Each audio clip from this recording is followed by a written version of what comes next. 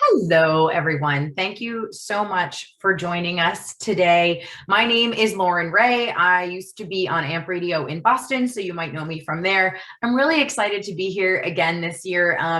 We hope that you can take time to focus on yourself, give yourself some love, and most importantly, just learn and be in community with one another today. We are here to support new moms and parents, and we have an amazing program. By the way, just want to let you know we are recording, but only the active speakers, so don't hide yourselves. We want to see your beautiful faces.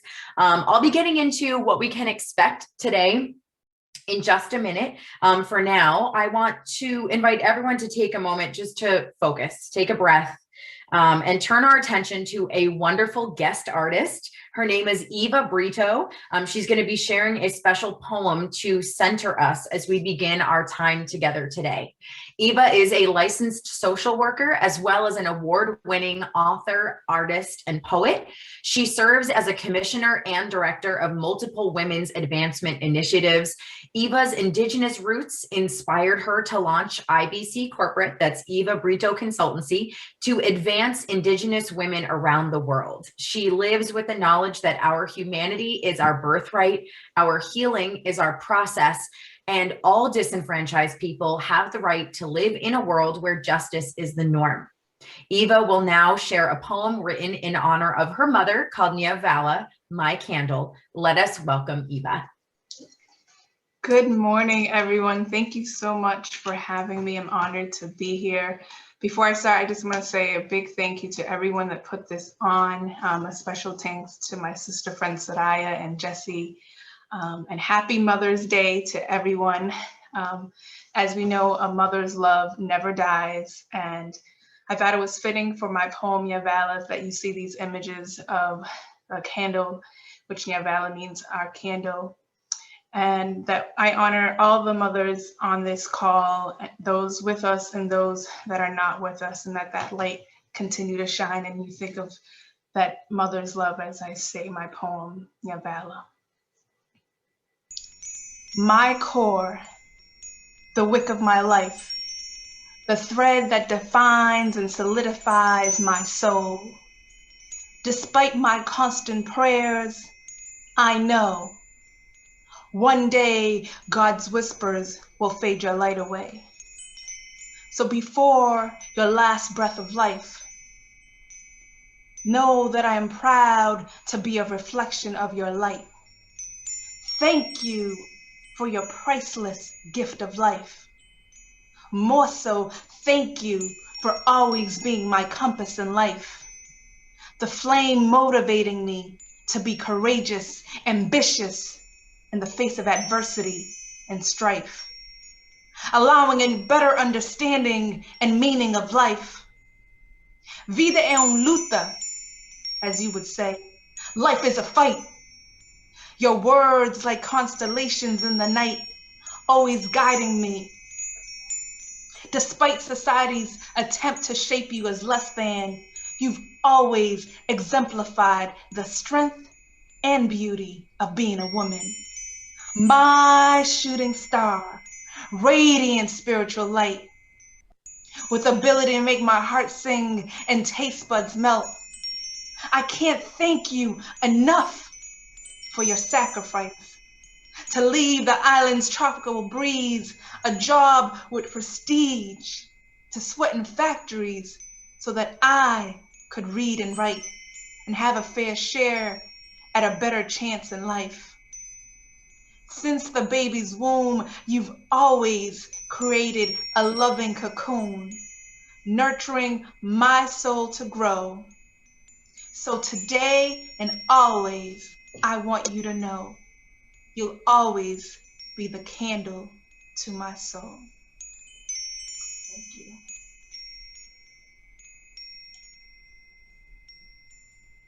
Beautiful. Thank you so much, Eva. It's weird not being able to be right in front of people and clap. So, next year we'll be in person and it'll be a little bit better. Thank you guys so much for joining us this year.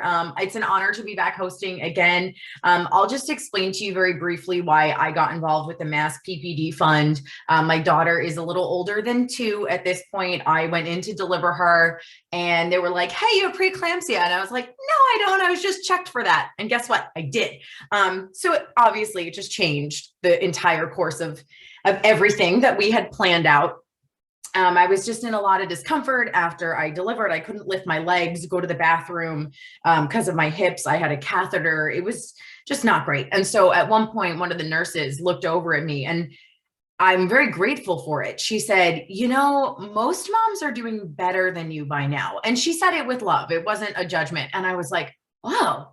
Okay, because I didn't know what to expect. None of us really do our first time. And so I think it sort of allowed me to realize that like, this wasn't the recovery that I was expecting and that it's okay to ask for help. And so I went home, tried to make the best of it.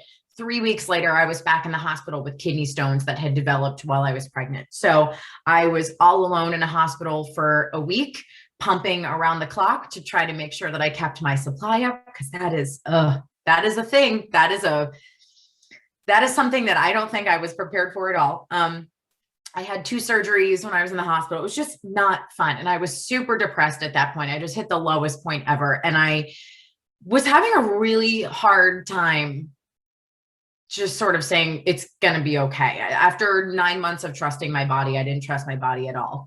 And I decided to share my story on social media. I had always, that's just who I am. I work on the radio. My life is a part of my work. And I felt like I was lying to our audience by pretending like everything was fine. And so I started sharing my story, and the number of people that poured in and said, I had the same thing, or I did this, and you're going to survive too. And I just thought to myself, like, it was so hard for me to move forward. And I had all the resources in the world. I was so fortunate. And so I was introduced to Jessie by a mutual friend. Jessie is the creator of the Mass PPD Fund.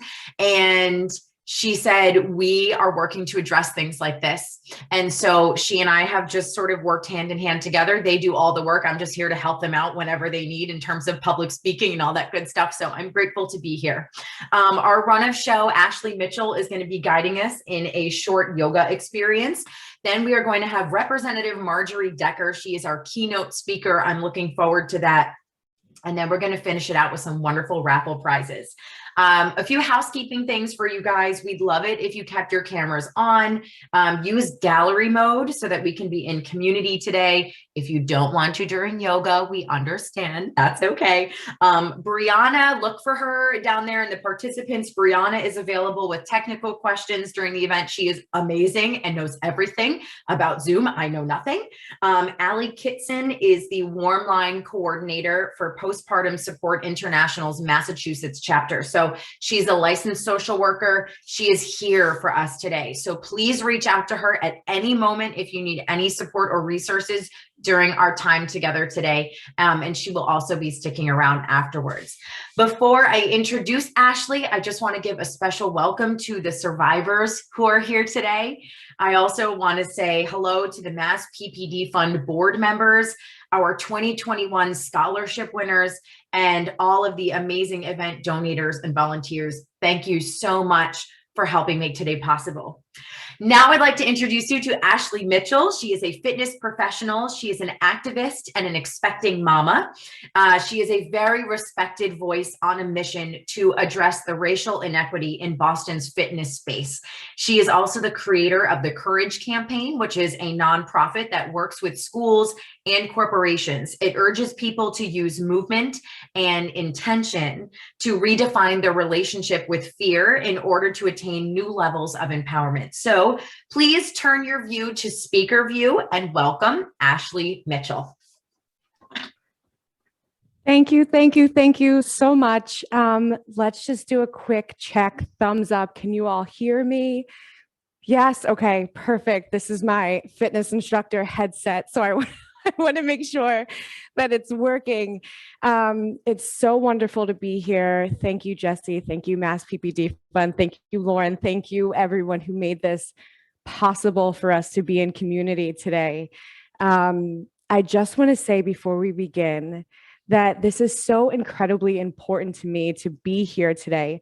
Not only as a person who's getting ready to birth their first child in 10 weeks, but also as a woman of color. I don't know if you can scroll through, but there are not a lot of women on this call who look like me.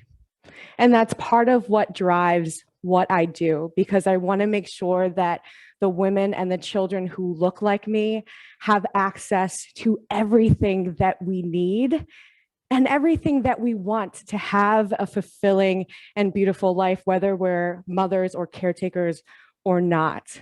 And so with the spirit of that, I'm absolutely honored to be a person getting ready to lead a movement practice, because movement is inherently inclusive. It is for everyone. It is for every body. It is for every human. And I think sometimes we forget that along the way. That being said, if you are not moving today, if you're not going to follow this practice, which I can see how some of you are dressed, and I can see that this is not what you plan to do today. Lauren, yes.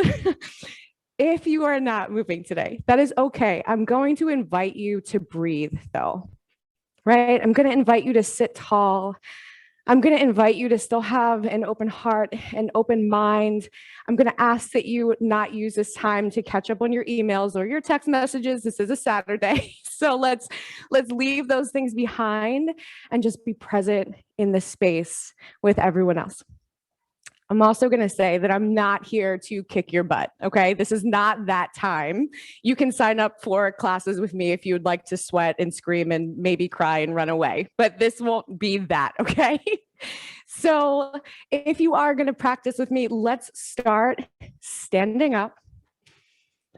And this is a yoga and sculpt, right? So what does that even mean? That means that we're going to do a little bit of yoga and a little bit of sculpting.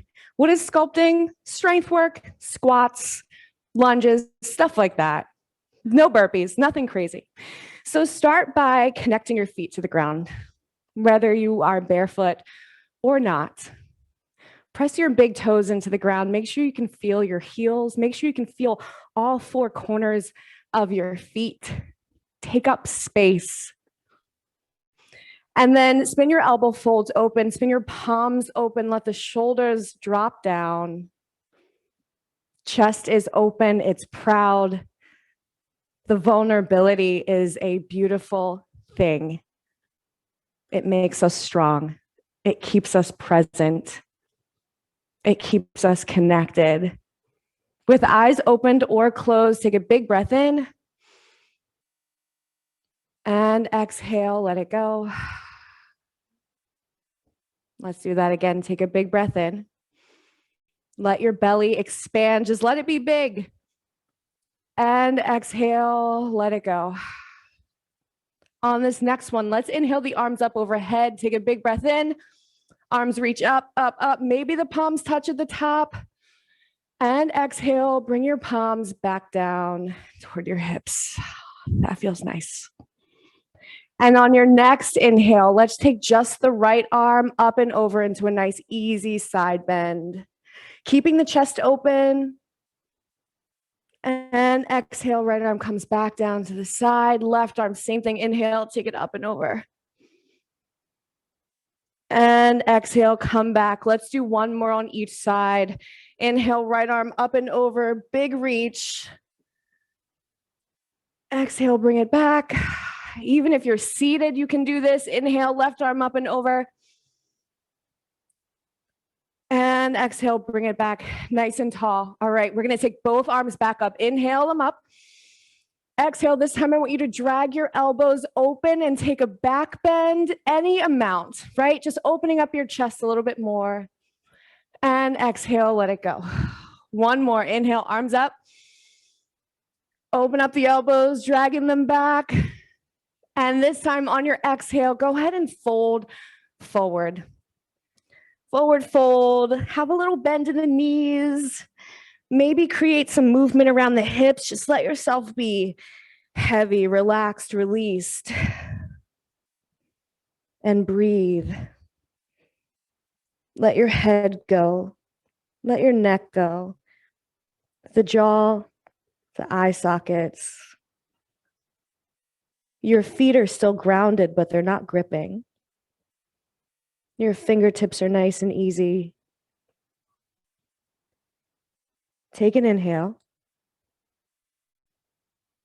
And on the exhale, start to roll yourself back up to standing.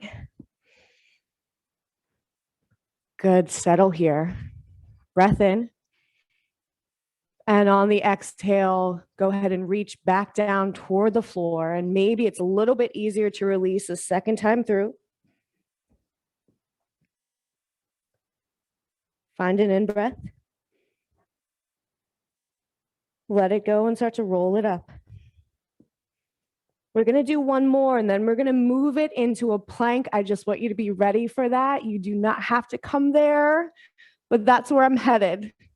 So take an inhale and go ahead and let yourself roll forward. Find the forward fold first.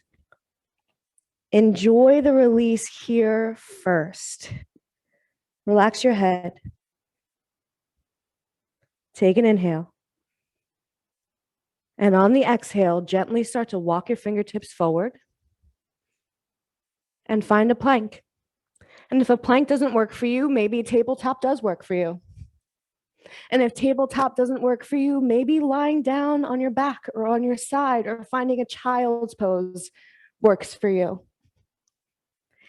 And from here, hips go up and back, downward facing dog. And breathe. So we're going to mobilize between these two. So that just means coming forward into a high plank and pressing up and back into a downward facing dog.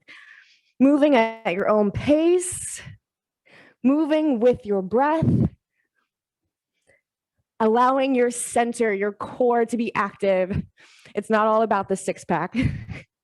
It's also about the support, right? It's about feeling grounded in your body. And hang here for another 15 seconds. High plank, downward facing dog, high plank, downward facing dog.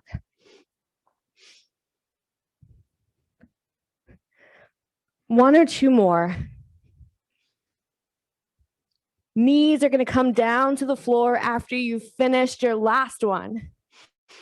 And immediately we find tabletop and we start to bird dog. So it's just opposite arm and opposite leg, finding length. It should feel nice and easy. Belly is still supporting you. And just reach, exhaling as you find the length.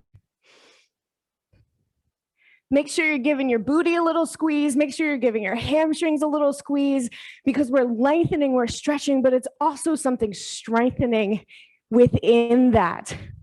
Keep on going right here.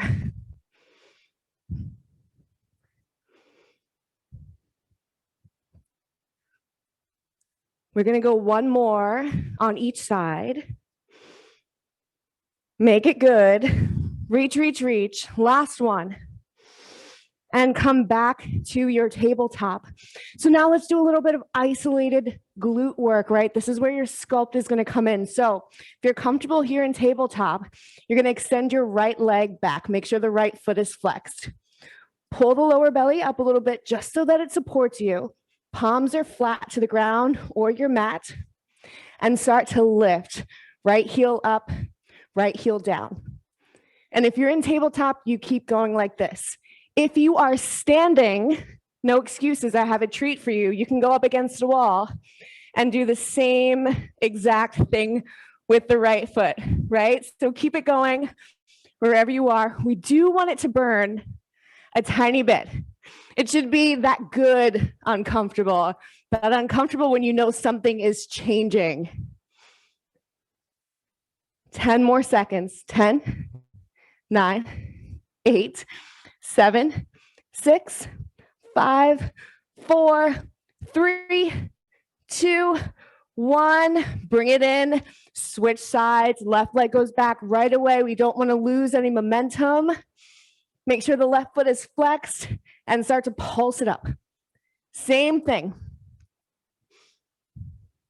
And it's in moments like these where it starts to get a little uncomfortable, where you have to decide, whether to push through or if you're going to give up. And the wisdom is knowing what you need in the moment. Keep going if you can. Let's go another 10 seconds. You already know what that feels like. 10, 9, 8, 7, 6, 5, 4, 3, 2, 1, and let it go. Come back to tabletop. Maybe this is a great moment to take a child's pose or whatever kind of shakeout you're looking for. And we're going to meet in standing. So however you want to get back to your feet, bring it there with me. Beautiful. Okay, shake it out. Little bounce in your knees. I forgot what I was saying. I'm like, bounce what? Exactly. Bounce your knees a little bit so you're nice and loose. All right, let's keep the booty work going, shall we? Start to drop it into squats, which is very, very interesting when you're 7 months pregnant because I'm noticing that I have to take my legs so much wider than I've ever had to make space for all this. So your squats may not look like my squats, and that's the beauty of it. Good. So we want to get the hamstrings parallel to the floor. Good. And squeezing your glutes together at the top, right? That's where you're getting that juice. Yes. Keep going, keep going, keep going. We're going to take it into a pulse. Don't hate me, okay? We got 5, 4. You're going to hold it down at the bottom. 3, 2, hold it here, and then tiny movements up and down. Keep your chest up. We have a tendency to like do kind of like that thing. Don't do that. Keep the chest up. Keep the feet flat. It's gonna burn. It's gonna burn. Stay in it for 5, 4, 3, 2, and 1. Stand up. Shake it out. Maybe bounce it out. Whichever works better for you. Okay, here we go. Let's combine a couple of things. We're almost there. Our practice together is almost done. So I want you to watch first. Ready? So we're going to walk out into your high plank. We're going to walk back, and it's going to be 2 squats. Let's put that together. Ready? Here we go. Walk it out into your high plank. Walk it back. 2 squats at the top. Now, if you're not doing that inchworm out into a high plank, you can stay on your feet and squat. Or you could come to your wall, 2 push-ups, back away from the wall, 2 squats. You always have options. Always, always, always, because it's just about feeling good, right? Stay in this one for another 30 seconds. I think the only person I can see on my screen is Lauren Ray. Get it, girl. Beautiful, beautiful. I'm going to do these last couple with you. Let's shoot for 2 more. And we have one little final challenge together before our beautiful time ends. And I am going to call it a challenge because it kind of is. After you finish that second one, come back, stand up, shake it out. You should be glistening a tiny bit. Inhale, arms up. Breathe, just like in the beginning. Exhale, hands come back down to your sides. 2 more just like that. Let's reground. Inhale, arms up. Exhale, let it go. 1 more. Inhale, arms up. Take in all the air. Feels so good. Exhale, and let it go. Okay, so we did some down dogs to high planks, and now let's take it back. Let's add a little bit of the yoga back in with a little bit of the sculpt. So we'll come back to our downward facing dog. So if you'd like to meet me back onto the floor, you're gonna find us in a downward facing dog, and then you're gonna sail forward into your high plank, right into a push-up, and right back. I said it would be a challenge. You can always pop the knees down and then into your push-up. But here's where we're going, all right? I need 60 seconds of good work. You're gonna start that in 3, 2, and 1. Downward facing dog to push up. My people who were standing, again, come to your wall and just hit some push-ups, right? And the deeper your angle, the little more your chest and your belly is gonna work. Work those options. Do what feels good in this moment, because this is all about feeling strong, and it's all about feeling worthy in your body. We're coming up on the halfway point. If you're hitting those push-ups, that's so awesome, so proud. I know it's not easy. 30 seconds to go. Don't forget to breathe, my friends. Don't hold your breath. You gotta let it go. Final 20. The rest is coming, I promise. Final 10. Get in a couple more. In 5, 4, 3, 2, and 1.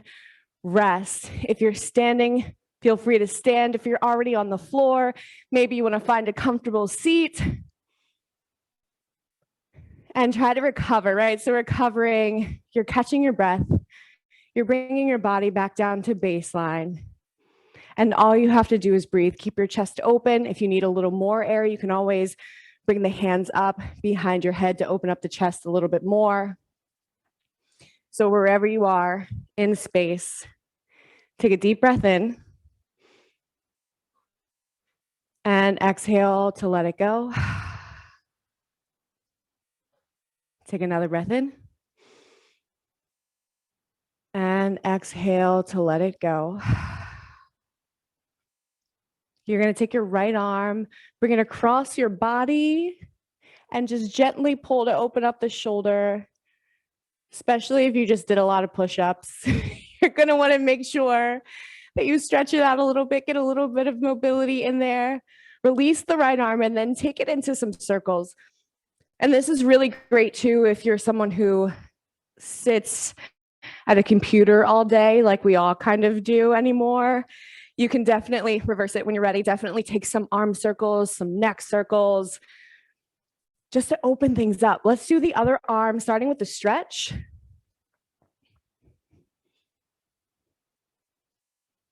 Continue to breathe. Take an inhale. And an exhale. When you're ready to release the left arm, take your back strokes. It might be a little crunchy in there, totally normal. It's always crunchy for me. And reverse it when you're ready. And I want to make sure we get in another fold of some sort. So shake your arms out. And if you're standing, then feel free to go back into a forward fold. If you're seated and you would like to scoot your legs out of the way and fold this way, it's fine. Find whatever works for you depending on where you are. Also, my child's pose people, if that's your preferred way to sort of rest, I want you to find that. And wherever you are, we take 3 breaths together. The nervous system is a little more calm. That little movement practice is far behind us now. So find the relaxation. Allow your belly to expand. Allow your chest to expand. Allow yourself to take up space.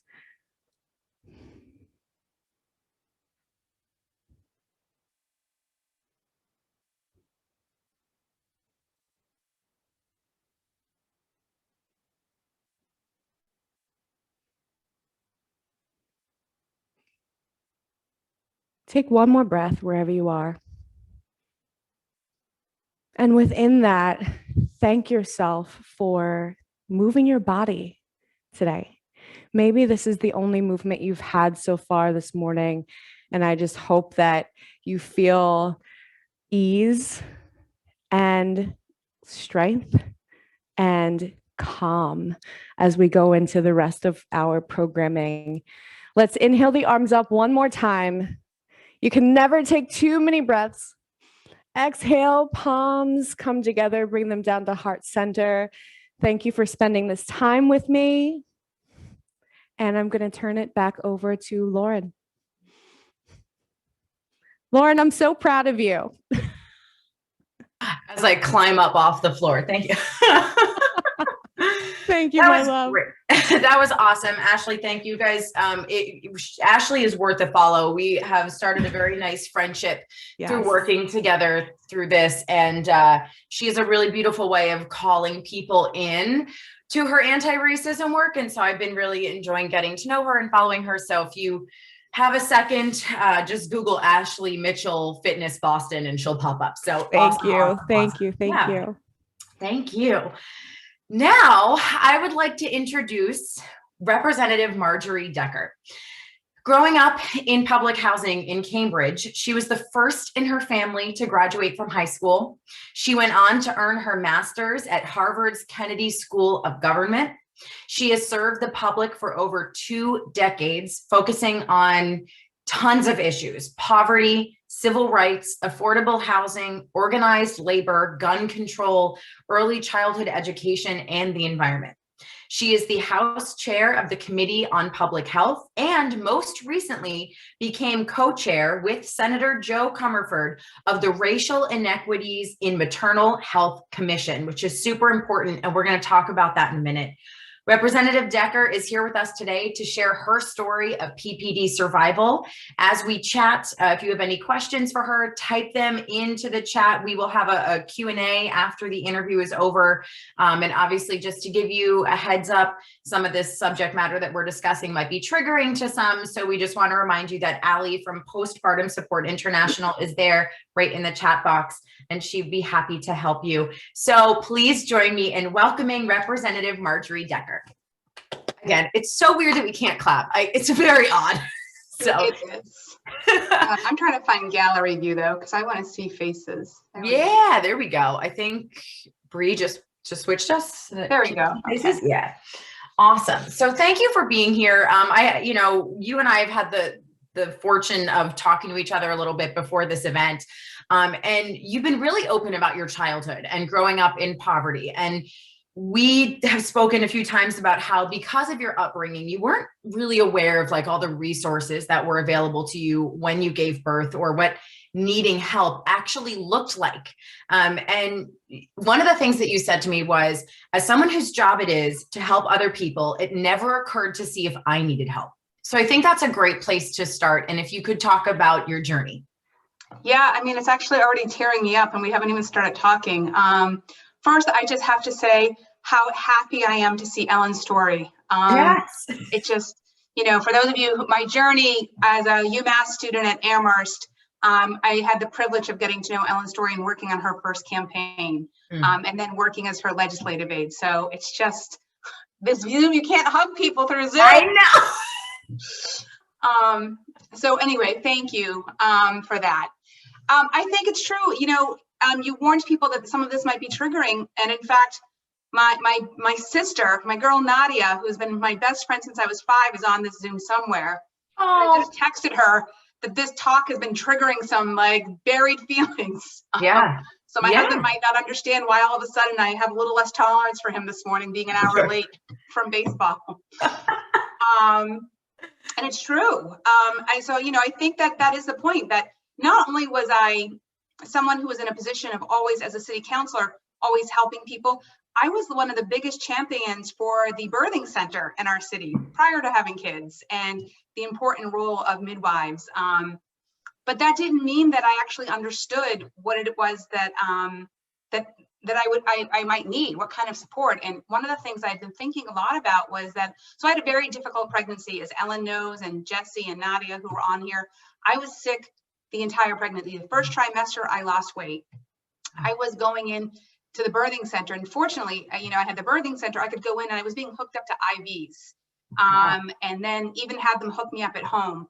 But ripped it out of my arm one night because the city council was taking a vote on a housing policy, and I was really angry about what was going on. So I took it out to go to city council and lecture them, and I looked as bad as I felt. And I think that also just kind of speaks to where I was in you know, this journey. And so I had just everything about this pregnancy, with the exception of being pregnant, was contrary to what I thought it would be or what I hoped it would be. Yes. And that was including the delivery. I was induced, and I was, so now I was in a hospital, not a birthing center. Right. I was in labor for 4 days. No one told me that when you are induced, your contractions will be a lot different, that they're not normal, right? Oh, that Pitocin. Oh, yeah. Right? So I went 2 days without, you know, getting the epidural. Epidural? Oh my God. I didn't laugh. I think I was like, oh, you could do it now. It's fine. Yeah, no, I was determined, like, this was, you know, I knew what this pregnancy was supposed to be like, and did not have an epidural. My doula, I did have a doula, because the birth center in Cambridge provides you with a doula. I actually didn't know what a doula did, even though I had one. And still, like, just to be clear, I think there's a lot of assumptions about what I should have known or what I did know. And so my doula did stay with me for almost 24 hours, and then her time was up. And that was amazing. And then it was, you know, I had, you know, was told at 4 a.m, 4 days into labor, we have to get you in for a C-section. You know, I was sick, the baby was sick. My guy just didn't want to come out. Yeah. And then even after that, after the delivery, I had more complications. We were both in the hospital for a week, got home, had more complications, right? I mean, there are things that brought me back into the hospital. And, you know, as you wrote in one of your things to me, Lauren or Jesse, right? You know, and I guess I said this to you, but I don't remember being, maybe you are, you know, grabbed from what I said, is that this pregnancy and the delivery, you know, was actually a setup in many ways to expect that maybe the post-delivery would have also been complicated. Right. And I had no post-delivery plan. It's something I've been thinking a lot about. Spent a lot of time thinking about what the pregnancy would look like, the kind of pregnancy I was going to, where I was going to have it. I had cloth diapers. I was going to breastfeed. Well, let me just tell you, the cloth diapers never got used. Yeah. You know, the nursing, nobody told me, by the way, you're kind of on your own after you leave the hospital to figure nursing out. You can't just run to the birth center and have them like show you what to do. No, and it's a lifestyle, right? Like I tell that to people all the time. It's truly, you are on the clock constantly. Like, I have to get back because the kid needs to eat again. Yeah. Well, and also, by the way, nursing wasn't going really well. No, It it's wasn't going hard. well. My milk wasn't coming out as much as I thought it was. So my guy was like on the nipple all day long, even though I know that's not what you're supposed to do, because I was convinced that I was starving my kid. Yeah. And, you know, so I was in a place where I never thought, I never thought whatever I was doing was not enough. My mom, who's on here somewhere, was still working. My mother-in-law was still working, and my husband had to go back to work. Yeah. I was on I didn't even have anyone thinking about what was I going to eat during the day. Yeah. And the idea of getting up from the chair and figuring out how to cook something. Well, first of all, you know, sorry, Mom, but I was raised in a really Irish American household. We're not really good cooks to begin with. I mean, my mom's great, but and just the effort it would take to go figure out what to make was, you know, and nobody was thinking about, you know, what was the plan to take care of me so I could take care of the baby. So every day I just assumed I was not taking care of my child to the extent that I needed to. I just felt like a failure. And even going to the birth center afterwards for our well checkups, you know, in fairness to the midwives there, who are awesome. How are you doing? Oh, I'm great. I'm great. How are you? Is the hospital treating you better? Are they still letting you not practice? Like, I'd go straight to like the issues that I was fighting and championing for them. And I wouldn't give them any space, quite honestly. And my midwife said to me at an event a couple of years later, she said, Marjorie, you probably did have PPD, postpartum depression. And, you know, she said, you know, we should have done a better job. But the truth is, I didn't give a lot of space to, you know, it was two ways. Yeah. Maybe had I been more educated about, you know, but also I got to tell you, as somebody who grew up in poverty, I've thought a lot about this as well. I've talked so much about my story about growing up in poverty because it really does fuel my work around what justice and equity looks like. But the other part of that, the behind the scenes part, is there's this real shame, right? Even if I understand the nonsense and I call it out around sort of the culture of shame around living in poverty, the idea that I wasn't able to do everything I needed to do to take care of my child or myself, I absolutely felt like was a direct failure of myself. Like no one's ever been harder on me than me. And that was true in birth. And I wish when the doula came over, by the way, so the doula comes to your house after you give birth. Yeah. And I was having panic attacks on the inside that I felt like I was supposed to be like making lunch for her, getting her coffee. Can I get you something? Meanwhile, I was physically miserable. I was emotionally done. And, you know, she offered to do the laundry. And I remember thinking, oh, no, that's fine. Oh my God, I would have loved to have had her do the laundry. I would have loved to have had her make lunch for me. I didn't feel like I didn't recognize that that was actually what she was there for. Right. And then I felt bad that she was kind of sitting there like babysitting me. I mean, so my whole reference of what this was supposed to be about, and having to, you know, have lived my whole life assuring people I'm fine. Mm-hmm. I wasn't fine. And it took me honestly a couple of years, and then some, to recognize how unfine I wasn't at the time. And I think I didn't have some of the kind of things that you think people talk about, right? So I never not wanted my child. I loved that child, right? My problem was I didn't feel like I could love the child enough and give my child, my guy Brendan, who's now 12 and a half, it never felt like I could give him enough. And, you know, I don't think I felt this classic sadness, but I'll tell you, one of the best gifts to me was the lactation nurse who was at the hospital. I called her desperately trying to find some support. My husband and I we had a lot less money then than we did now.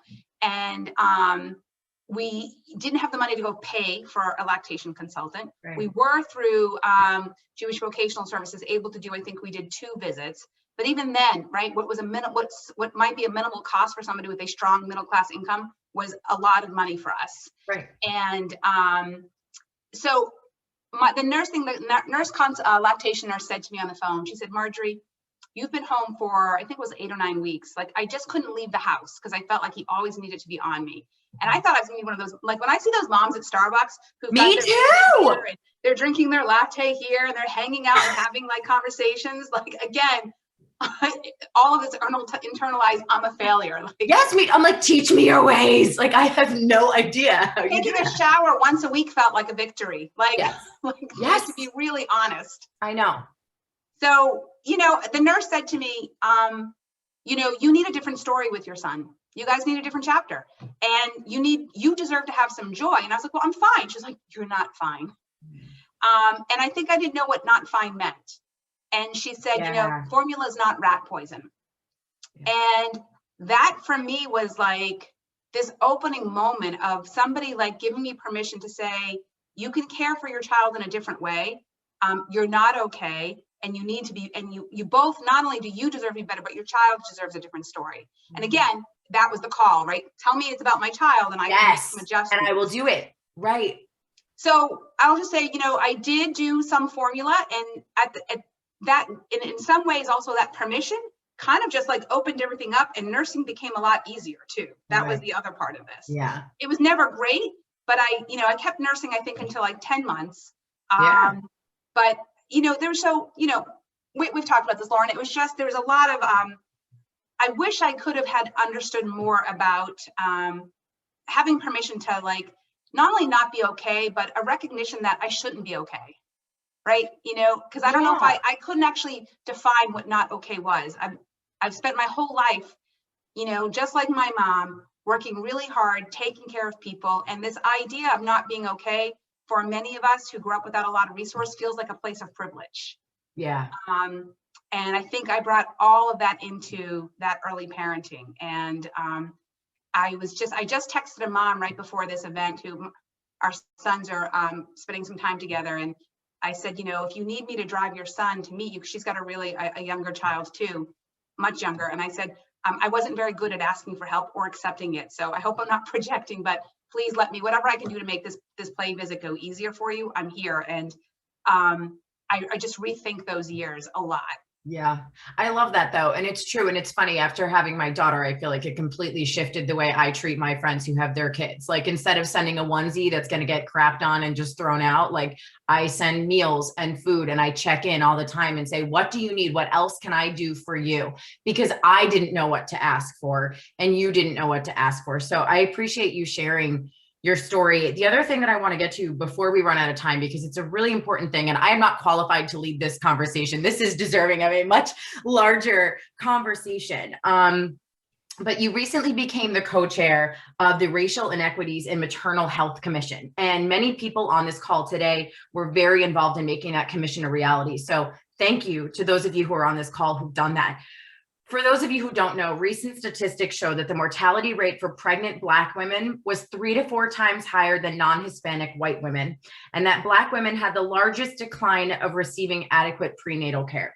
And so your commission is going to be addressing things like this. So if you can just touch upon the things that you guys are focusing on, and also talk about what you're trying to give access to. Yeah, and let me be clear, it's not my commission, right? This commission really belongs to Right. women of the Commonwealth and families of color in the Commonwealth who Yes. far too often, because of systemic racism, have had a very different path to care, and often not getting the care they needed, not being believed in the care that they need, and having very different health outcomes for, you know, a lot of moms and for their pregnancies. So I just think that that's important. And I think what I will say is that this, I inherited the awesome responsibility of this commission. It was passed into law last year, and I've now been the chair of the Public Health Commission, the committee, for I think maybe 6 to 8 weeks. Who knows? COVID time. Like I used to say, mommy brain, and now it's like COVID brain. Yeah, I know. Time is a blur. And so we are organizing and have been really trying to do some groundwork. There's some clear things that mandates that the commission calls for in a report that will come out next March. But one of the things that we're also working on is creating a different kind of model to do this work. It's not lost on me or my co-chair that a commission of, I think it was 25 and it's now 27 people, are all but one person are people of color, with a majority of women of color. And to have the 2 co-chairs be 2 white women, we are really working on trying to create a different model of how this work gets done. And create a different model of shared leadership on this. And, you know, my job and my co-chair's job, our job is to really be listening to the lived experience of women and families on the commission, to a number of experts who whose jobs, whether they are pediatricians or OBGYNs or they run, you know, health clinics, to really be listening to them about what the work actually entails. And I think what I bring to this is, one, I have to, as the legislature has written to chair this, but my job is to make sure that we are creating a place where we really hear all that and translate that into a report that will actually be able to tell the story of why these policy and budget and recommendations need to be made and actually acted on in a year from now. So what I feel really honored to do is to be part of something that, if we do it right, should save lives. And ultimately, I do feel this awesome responsibility, and the weight of that responsibility is it's a privilege, and it's something that I'm taking very seriously. And I see Representative Kay Khan, who's on here as well, and she also had a really big role, along with Representative Liz Miranda, in bringing that legislation forward. That's excellent. Thank you guys for spending your time doing that. And it's so important. I think one of the things that we all can sort of agree on is that in sharing our stories, it allows us to heal, but it allows other people to flourish, to bring it back to the name of our event. And so with committees like that, to be able to really listen and really say, what do you need? What can we do together? What can our policies do to affect change? It's a really beautiful and important thing. And I appreciate the fact that it's coming center stage. So it's a great opportunity. Yeah, thank you. I also just have to say, I'm looking in the chat section, listening to you, and Dr. Levesque, I do love that. How do we get beyond the expectations of superwoman, supermom? And that I've been thinking a lot about, right? This idea that needing help, like it's so hard for many of us who just, for a variety of reasons, whether it's our life experiences or our identities, think we're supposed, and, you know, in this culture that somehow like needing support, even we as women, right, fall into this idea, even though many of us are people who are working to support other people, still believe that if we need support, somehow that like is an acknowledgement that that's not, that you're not bringing your A game. And I did think of this morning. I thought, you know, I didn't really have a plan B. And I used to, I was profiled once in this campaign that was going on. And I thought I was so clever and sassy when it was like, what was my quote? never have a plan B. Like, and I just thought, I was probably like 28 or something. And I just thought I was so sassy and smart for this. And the truth is, if you see it as a plan B, then maybe that's what feels like a failure. Yeah. But if you see it as a continuum, these are all the different ways in which you are going to experience pregnancy and the delivery and the post-care. And there's a lot of different options, and figuring out which options and you can't know which options are going to be the right options, because that first lesson of that pregnancy was, oh crap, I'm not in complete control of this as a mom. Oh yeah, no control at all. Yeah, entirely. I want to make sure that we get to some more questions. I see some questions popping up in the chat. So we have a little guest that is going to be facilitating your Q&A. So I'll just hand it off as a nice little surprise. So just wait a second. Hey girl, how are you? Welcome everyone. Really welcome to longtime friends and supporters and mentors of Representative Decker. And also thank you to the Sheroes and Heroes who made this commission happen. And we're so happy to have your leadership at the helm of this, you and your co-chair, Representative Decker. So, gosh, this journey that you shared with us today is a story that I know well. It's an intimate story for me. So I'm going to try to keep myself together. And just want to thank everyone who made this possible. Jesse, the vision for today is incredible. Thank you so much, Jesse. Thank you. It's just unique. It's wonderful. Ashley, Eva's voice, Lauren, just, facilitating this, and now Marjorie. This issue around vulnerability and leadership, and how women have not been given permission to be vulnerable. And so if you could speak to that a little bit more, especially around, how women, right? We're mothers. If you could speak to a little bit about the psychology of vulnerability briefly, and then we'll get into some other questions. All right. So, I'm kind of just big smiles here because this is my best friend since the age of 5 here. And we were going through these journeys at very, very parallel times. Both of our kids are like 3 to 6 months apart. And normally we would have been each other's complete rock in this. And we were, to the best that we could, but we were both like trying to tread water in these places with very challenging journeys. And I didn't know she was going to be doing this part. So anyway, what I would say, I was thinking about this when Jesse first asked me if I would speak to this. I was like, oh, of course. And then it kind of only dawned on me slowly, like, oh, you want me to speak about my story? I thought, I'm Representative Decker. I'll come speak at any event. And it didn't occur to me that that Jesse actually it was the first time I actually had just spontaneously kind of talked about this journey on a call regarding a bill that I've been working on to make lactation access easier for lots of women, that I talked about this. And it is, Lauren talked about earlier, I have talked about my life quite a bit. I think I'm an open book, but I was not an open book about this. And this is still really the second time now I'm talking about this, and I've had to think about it. And partly, once you kind of think you survive this, it's kind of like, just as a mom and as a working mom, like, you got stuff to go do, like you just kind of move on to the next. And the fact is that I was really feeling pissed at my husband today. And it was part of what I had to recognize, is that these feelings of not having been cared for early in those pregnancies, they're still there in a way that he doesn't know about them and can't even, I'm having more of a conversation with you about it than I am with him. And he's a good dad, he was a good husband, but he also came from a very traditional family, as I did. And so he didn't even know it's so obvious now looking back about how I would have needed more support. And I saw somebody earlier say, how do you know how to ask for support? I think that's part of the work, right? Is about what would it have taken for someone to actually be able to kind of understand how much I was hurting on the inside. I'm not always sure about that. That vulnerability of I was a city councilor. I did not have any time off, right? I was the first woman on the city council to give birth in Cambridge. And I didn't take time off because I felt like if I took time off, somebody would go find another city councilor who helped them, and then they would understand, but they wouldn't vote for me.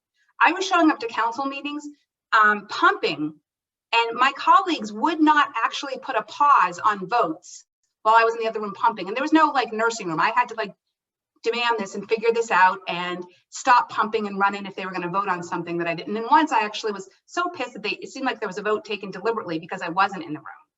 And the vulnerability is, if you know me as Nadia does, or Ellen Story, or Jessie, I'm not a shy person. I'm not a subtle person.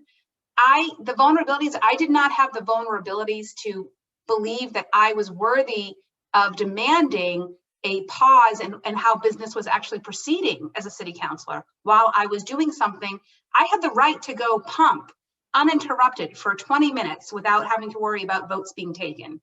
And the truth is, had I articulated that, I'm sure they would have done that too. That's the other thing, right? But it was up to me. So I think when the burden and the burden and the responsibility is always on the person who needs help, then it doesn't happen most of the time, right? And so I think part of that, and I just have to say, Soraya, I don't know you, but I'm finding your nodding heads very affirming. Thank you.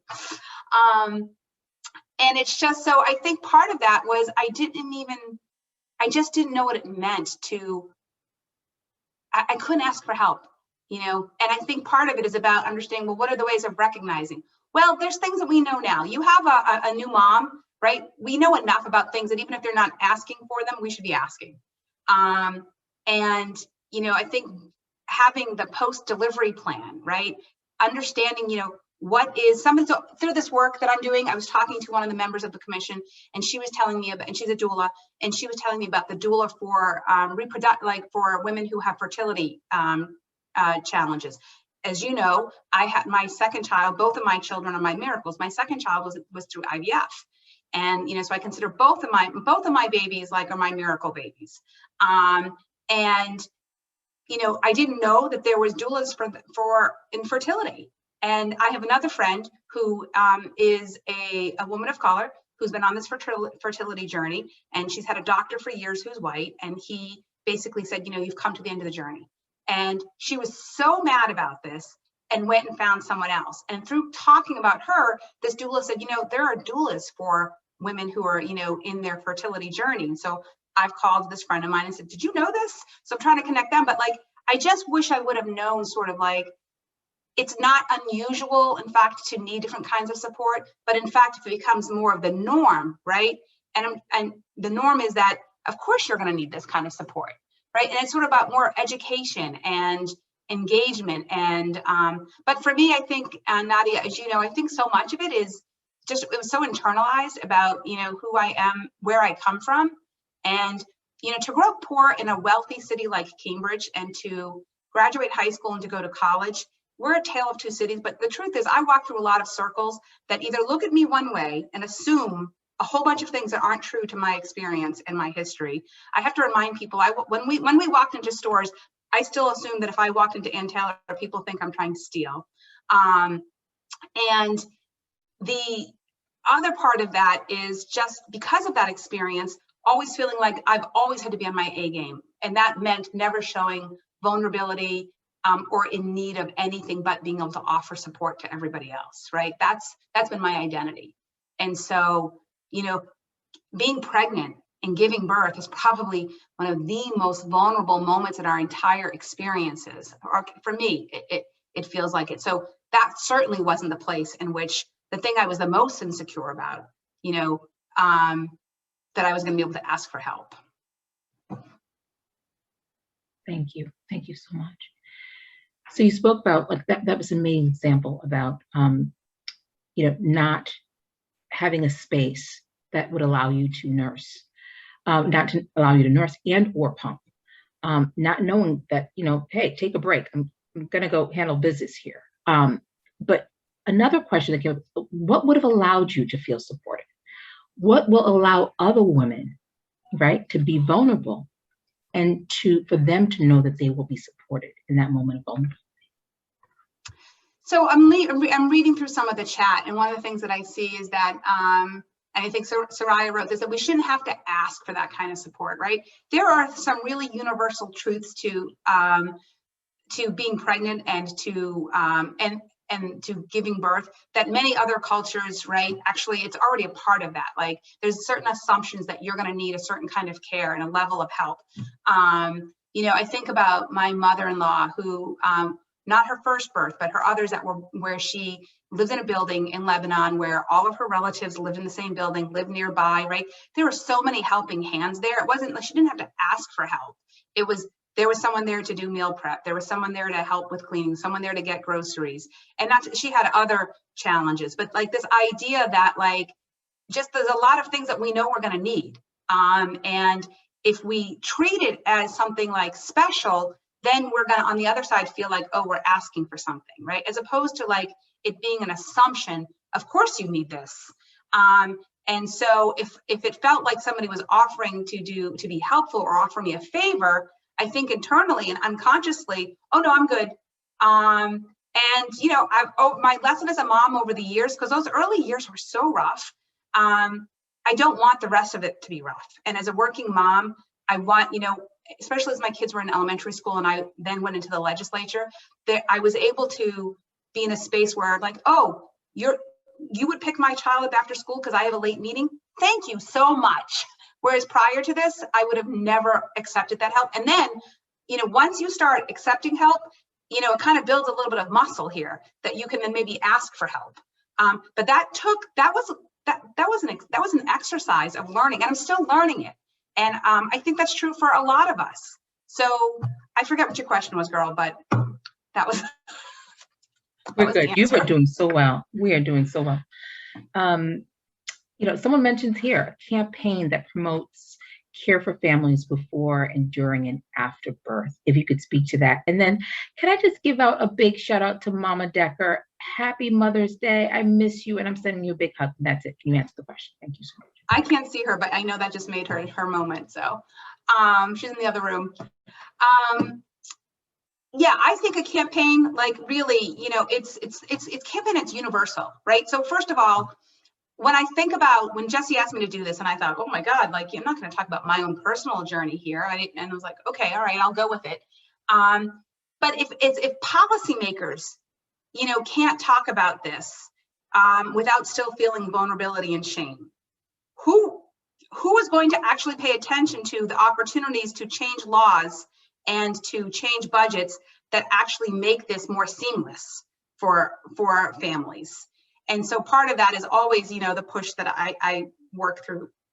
And, having it being universal, like I wish I had known really what a doula was. I really wish I had known what a doula was, even though I had one. I really wish that I could have, I just think about how much easier it would have been to have that. I wish that I would have known to say to my husband, listen, you've lost a lot of work time because my pregnancy was really, I was in and out of bed rest and sickness. I couldn't drive 3 minutes without actually having to open the door and get sick for the whole pregnancy. And then the second pregnancy, at 5 months pregnant, I'm having emergency surgery to remove a gallbladder, right? After thinking I had food poisoning. And I just wish that someone had said, you guys need to figure this out because she's going to need support. You can't do it because you've used up all of your time. Okay, so both of your mothers are working. So who's going to do this? And we didn't have the money to go hire people. So it never occurred to me to try to I wouldn't even, at that time, I would have never even known how to look for someone to hire. It's so not part of my culture, in terms of or I should say my finances, quite honestly, at that time. And the one person I would have looked to say, hey girl, can you make me food, would have been you. And I didn't, because I also was struggling with you are full with your babies and struggling, right? So I wasn't going to add to that. And same thing here, right? I mean, I just think it's this idea that somehow women and families are left on their own to figure it out. And if they don't have the finances, the resources, or the confidence or the know-how, then it's really too bad. And that is such a place of extraordinary privilege that we allow for some groups of people who can do that, for some who and some not. And so for me is that I wish that it hadn't been left up to me about how do you feel? Are you okay with this? Because I'm always going to be okay with this. But if someone had said, you know, here's what we're going to do for you, you know, it's just going to happen, that would have been very different, including the nursing. I was shocked that when it came to nursing, once you leave labor and delivery, like there's no, I'm literally, I remember just being beside myself, the pressure that I felt, the obligation that I felt, I was going to do this differently than my mother, right? My mother was forced to use formula in the 70s because that's what was told was good for women and women who were on TFDC. I'm going to be, you know, I've made it. I'm out of college. I'm an educated woman. I'm a middle class. I'm going to nurse that baby because that's what's going to give my baby all of the things they need to never get sick and be really super smart. I mean, that is like the pressure and the messaging of what I felt. And then I couldn't do it. And then it was nobody's job to actually help me do it. Like that blew me away. It was, so your pediatrician's available, your midwife's available, but you still have to make an appointment and you still have to actually get there. So is my baby's not supposed to eat for 24 hours?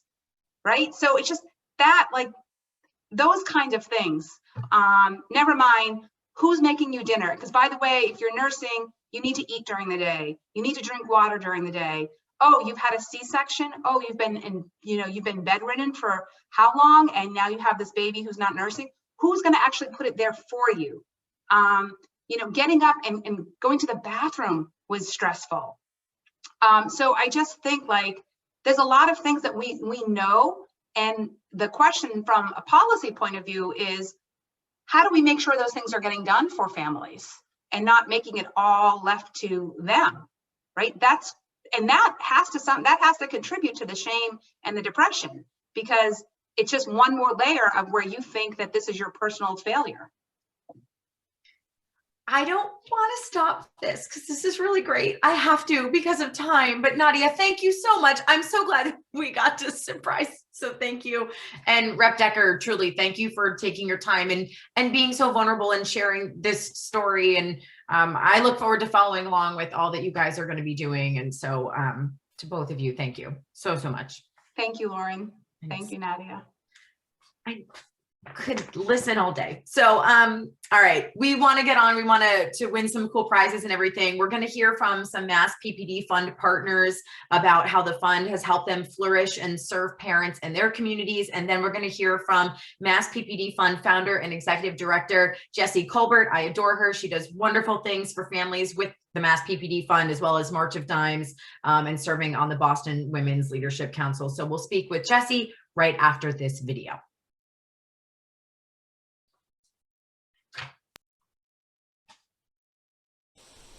Thank you to the Mass PPD Fund for making my career flourish. The trainings I took in women's mental health and GPS group peer support will give me tools to do amazing group work with my clients in Somerville to help them cope with stress. What has supported me to go through these difficult times is feeling connected and supported by the wonderful community I met at Mass PPD and GPS group peer support. Thank you to the Mass PPD Fund for helping moms on the Cape flourish. I'm Mary Wilson, the coordinator for the Cape and Islands Maternal Depression Task Force. We knew we needed more support groups for moms here on the Cape. And thanks to the partnership that we have with the Mass PPD Fund, we were able to get funding to do that. We've been able to support moms for over a year now, and it's been a wonderful experience being able to know that they were going to have a place to go for support, to reduce isolation, and to also connect with other community resources.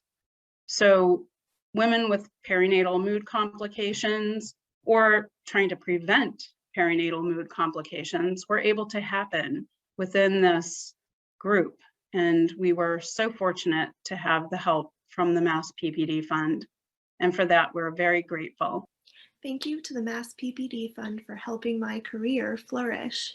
Because of the Mass PPD Fund scholarship program with MGH Center for Women's Health, I was able to participate in a course about perinatal psychiatry.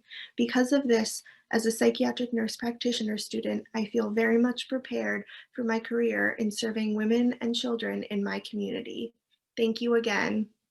Thank you to the Mass PPD Fund for partnering with GPS Group Peer Support over many, many years. Hi, I'm Annette Sycon, co-founder and co-director of GPS Group Peer Support with Liz Friedman.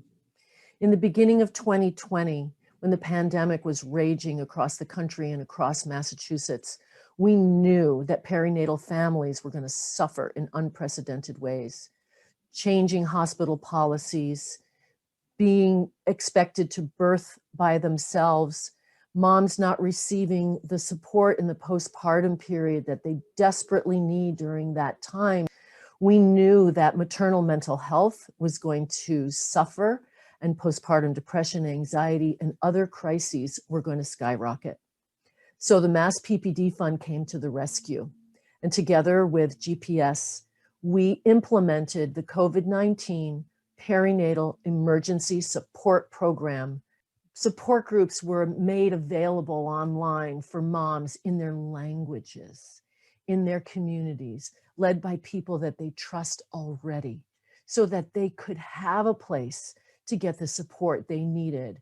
And what we saw was that this support project made an enormous difference for moms across the state. And so thanks from the deepest part of my heart to the Mass PPD Fund. My name's Irina Rojas. We'd like to thank the Mass PPD Fund for including myself and another student in the group peer support training. Thanks to the support and connections that we've received from Jessie and her amazing team at the Mass PPD Fund, we will be able to offer moms and parents at the UMass Memorial Maternal Fetal Medicine Specialty Clinic access to virtual support groups as a new intervention in addition to their specialty care. Thank you, Mass PPD, for helping the South Coast Maternal Coalition down here in the South Coast. The fund has been instrumental in supporting the local leaders and organizers down here in the South Coast of galvanizing the community, of really highlighting the strengths that we already have, that already exists in our community, and has been able to provide the structure, the investment, the dedication and commitment to create a program that is one of its kind, and that we are excited because of the benefit that it will provide the community. I am truly honored and grateful for all of the work, all of the dedication and commitment that Mass PPD has shown, not only to myself, but to this community. I am forever thankful.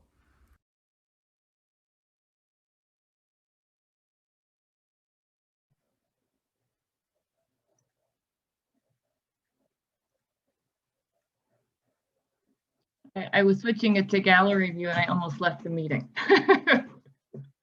Hi, everybody. Thank you so much to everybody for being here today. I'm so happy to see all your faces. I want to thank the amazing presenters, Lauren, Eva, Ashley, Rep Decker, Nadia. That was such a wonderful conversation. We're so grateful to our event committee, to our board and volunteers, to our gold and silver sponsors, to Allie and PSI, and to all of the incredible, generous businesses and artists who donated to the breakout room prizes. And thank you to our partners, particularly all the providers represented in the video and so many more.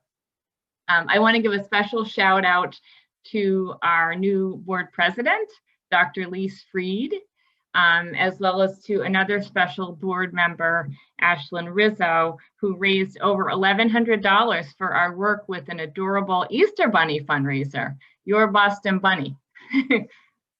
I want to talk briefly today about the Mass PPD Fund's work over the last year during the pandemic. I also want to share what I think this time has taught us about the need for a much better system supporting new parents. And this is very much what we were just talking about. The last year has shown us a lot about what is right and wrong in this country, more about what's wrong. Divisions and inequities that were already bad are worse. But at least there are more people like Rep Decker in power on the right side of things, fighting to make things better. And at least more of the people that look like me are waking up to these problems. I hope this time can be a wake-up call on our issue too. Although things are letting up now, for most of the last year, the pandemic has made things worse in so many ways that touch on new parent mental health. It's made it worse around birth, more rushed, more medicalized, and scarier, particularly for Black and brown moms. Made things worse around support for new parents. Nobody could come help. Grandparents couldn't meet grandchildren. It's made things worse around mental health for everybody with so much grief and loss. And it's made things worse around mothers having to do so much more than they should have to. But my hope is that because the pandemic made things harder for everybody in all of these ways, and we can see the damage it's done, that number one, maybe we can finally value these things. We can see that birth matters, that community matters, that mental health matters. And number two, we can see that none of these things were so great before, right? We can have more compassion for the many, many mothers and parents who were going it alone before all this started, who were isolated and anxious and may not have had any family or community support. And like Rep. Decker, they thought it was their fault, when it really was a lack of support and this crazy culture we have about being like the perfect mom all by yourself that's broken. I think even with a better system, new parents would experience postpartum depression and anxiety. But as we've seen this year, how we birth, how we support new parents, it makes a profound difference. That's why the Mass PPD Fund actively supports efforts to improve the system, to increase accessible doula care for everyone, to increase birth options with midwifery care, to increase community support, and to address the devastating birth inequities in this country. At the same time, we're working hard to make more mental health support available now. We've initiated dozens of new online support groups over the last year, working with GPS, group peer support. We're helping build knowledge on new parent mental health for a huge range of providers through our scholarship programs, and I'm happy to see many folks in our cohort here today. We're doing in-depth strategic planning to figure out the best way to build partnerships with providers and community leaders, and working on a website that can be a hub of information on this issue. And we're building community and changing the conversation like we're doing today. But our issue is still pretty invisible. There's been a lot of progress, but at the same time, most mothers I talk to are not getting help when they need it. They don't speak up, or they're brushed off when they do. And it's hard to grow this work because most funders, including healthcare and women's funders, they don't fund it. So if you can give an additional gift towards our work today, please do. We have a long way to go. But like a lot of other issues right now, at least people are waking up. And there's so many incredible leaders and efforts right here in Massachusetts on this issue, and many of you who work on them and are leading them are on this call. So please, support us, support doulas, support midwives, support PSI, MCPAP for moms, and state and national efforts to address birth disparities, support fair policies that keep families afloat so they can survive and thrive. And let's keep changing the conversation like we did today. Let's work together on speaking up if we need help. Let's keep it real about motherhood and parenthood on social media and with the people in our lives so we can give and receive help. We need each other. Thank you. Thank you, Jessie. I can't really stand, I'm still wearing my yoga pants, but anyway, thank you. Jessie's the best. So now we're going to break out and win. We've got some amazing prizes for you to win. So do me a favor, check your screen right here. And you can see which breakout room that you would like to be in. So in order to get to your room, we need you to change your name on Zoom. My mom's on this Zoom right now. My mom's probably like, how do I change my name? It's okay. We'll walk you through it. Don't worry, Judy, it's all right. So we're going to just read the slide, see which breakout room you want to be, and do me a favor, change your name so to the number of the room, but include your name as well, okay? So like for me, it would be like 4 Lauren Ray. And so to change your name, you can look at the bottom of your screen and you see that participants tab. If you click on it, your name is going to be at the top. And then if you hit more/rename, you're good to go. All right. And if you can't figure it out, it's okay. Brianna is amazing and she's going to get you to where you need to be. She's going to move you to your breakout room and you guys can learn more about what's in those rooms for your chance to win. And when you come back, just do me a favor. Don't forget when you come back, Zoom is going to give you an option that says leave room or leave meeting. You'll just want to leave the room. You don't want to leave the meeting. You want to know if you won, okay? But if by chance you do accidentally leave the whole meeting, it's okay. Just click that Zoom link and you can come right back in. So do me a favor, change your name now. If you can, go to participants. I'm doing it with you right now. Don't worry, I can't win. I'm not trying to cheat anybody. Look at your name. It's going to be on the top. And if you hit more, you hit rename, and then you say the number, rename, and then in a minute, you're going to be whisked away by Brianna to your breakout room. And then we're going to come back and we're going to close it out and we're going to announce the winners. And then we'll just say a moment of gratitude. Thank you everyone for your patience. I see people are changing their name. If you need any assistance, you're welcome to put it in the chat. Once you are assigned to a room, it should give you an option to join that room and you're welcome to do so.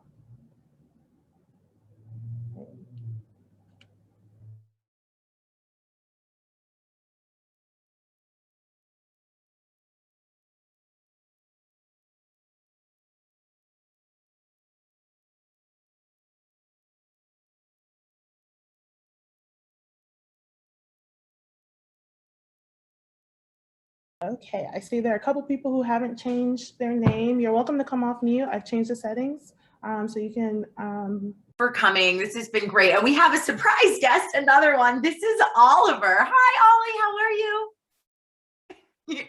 And he is going to be announcing our winners for each room. So Ollie, take it away, man.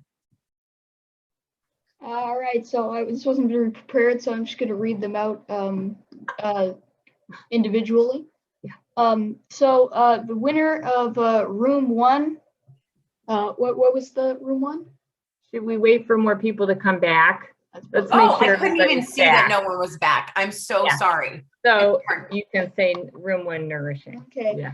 So let's wait 1 minute because there are about 50 people. Ollie, I'll kill time here if you want. This is what we call killing time. Yeah. So tell me how old you are. I'm 11. I mean, you're 12. 11. And what? 12, actually. 12. You're 12 now. And what is your favorite subject in school? Probably Latin.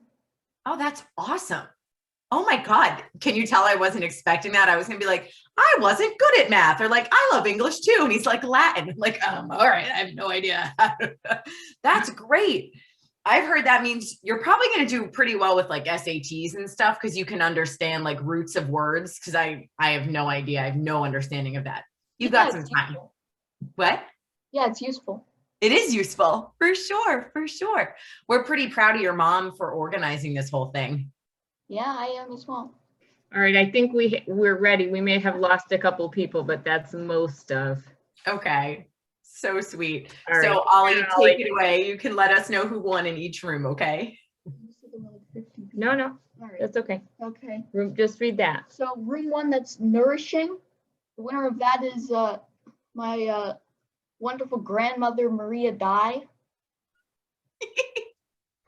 Well, I'm sorry for getting your hopes up. The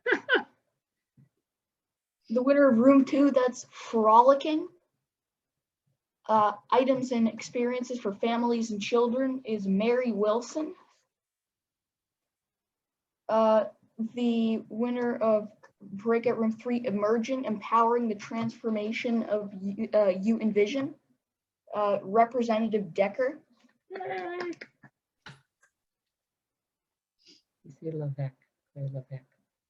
We're unmuted. Indulging. Treat yourself or someone else. Let's breakout room 4. The winner of that is Claire Levesque. Did I pronounce that right? Levesque. Congratulations. Okay, one more. And the winner of creating, that's breakout room 5, spark your creative side or explore a new interest, is Lucy, I don't know. She. She. Oh, wait a minute. Mary was one of the vendors. So Ashlyn, if you could tell us the name right down from that, and maybe you can just unmute yourself and announce it. Another dice roll.